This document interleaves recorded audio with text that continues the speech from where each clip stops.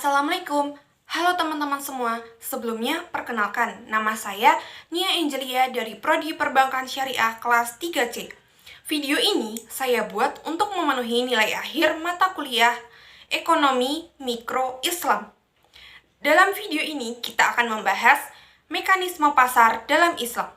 Kira-kira bagaimana pembahasan kita kali ini? Langsung saja kita ke pembahasannya. Pasar merupakan pertemuan antara penjual dan pembeli, di mana pembeli datang dengan permintaan akan barang, sedangkan penjual ada dengan barang tersebut.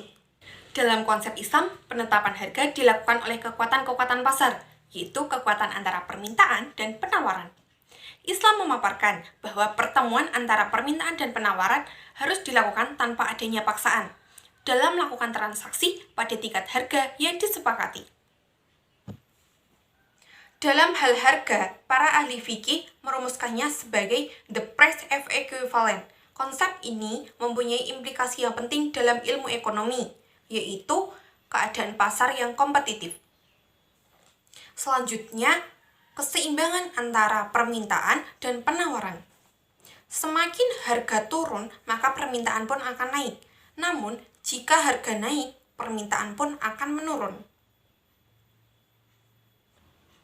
Keseimbangan harga pasar dapat tercapai apabila adanya persaingan yang sehat, tidak ada monopoli, tidak ada riba, ihtikar, dan jual beli yang merugikan.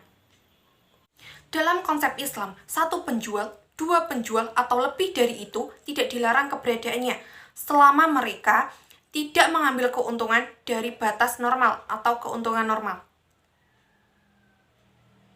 Dasar hukum mekanisme Islam yaitu penghargaan Islam terhadap mekanisme pasar.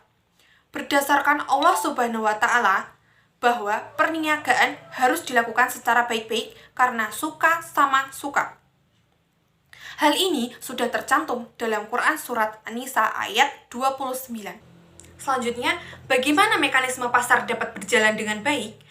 Agar mekanisme pasar dapat berjalan dengan baik, maka nilai moralitas mutlak ditegakkan. Secara khusus, nilai moralitas yang mendapat perhatian penting dalam pasar adalah persaingan yang sehat, kejujuran, keterbukaan, dan keadilan. Berikutnya, peranan pemerintah dalam mengawasi mekanisme pasar. Untuk lebih menjamin berjalannya mekanisme pasar secara sempurna, peranan pemerintah sangatlah diperlukan. Rasulullah SAW sendiri telah memberikan solusi untuk pengawasan pasar, yang berfungsi untuk mengawasi pasar dari praktik perdagangan yang tidak jujur, atau yang berpotensi mengakibatkan cederanya mekanisme pasar. Kemudian, pemerintah dapat melakukan intervensi pasar apabila keadaan keseimbangan merasa diganggu. Selanjutnya ada struktur pasar. Ada beberapa jenis struktur pasar. Yang pertama yaitu pasar persaingan sempurna, dan yang kedua yaitu pasar persaingan tidak sempurna. Pasar persaingan sempurna merupakan struktur pasar yang terdiri dari banyak penjual dan pembeli, dan setiap penjual dan pembeli tidak dapat memengaruhi keadaan pasar. Contoh dari pasar persaingan sempurna ialah pasar tradisional, pasar modal, pasar uang, dan bursa efek. Selanjutnya yang kedua yaitu pasar persaingan tidak sempurna.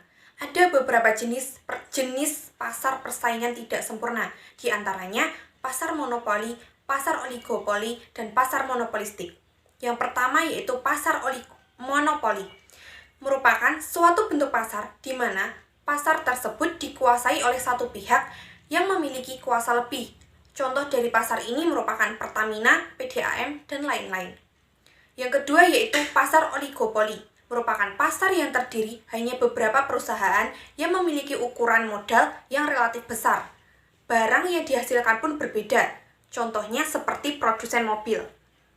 Yang ketiga yaitu pasar monopolistik, merupakan pasar yang mendekati pasar sempurna, di mana terdapat banyak penjual atau produsen yang menjual suatu produk yang sama, namun dengan karakteristik yang berbeda. Contoh dari pasar ini merupakan pasar handphone. Sekian pembahasan materi kita kali ini. Semoga teman-teman bisa memahami. Dan sebelumnya, mohon maaf apabila saya ada kesalahan dalam penyampaian materi atau tingkah laku saya yang kurang berkenan. Terima kasih. Wassalamualaikum warahmatullahi wabarakatuh. Sampai jumpa di lain waktu.